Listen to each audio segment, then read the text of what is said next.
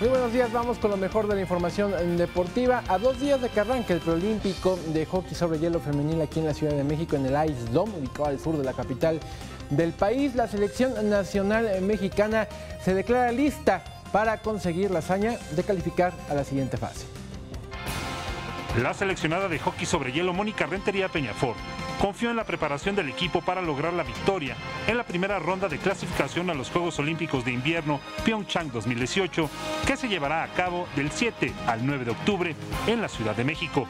La portera nacional de 28 años de edad destacó que será el primer proceso olímpico que enfrente México en la rama femenil, que además es el único país de Latinoamérica que buscará su boleto a los Juegos Olímpicos de Invierno en esta rama.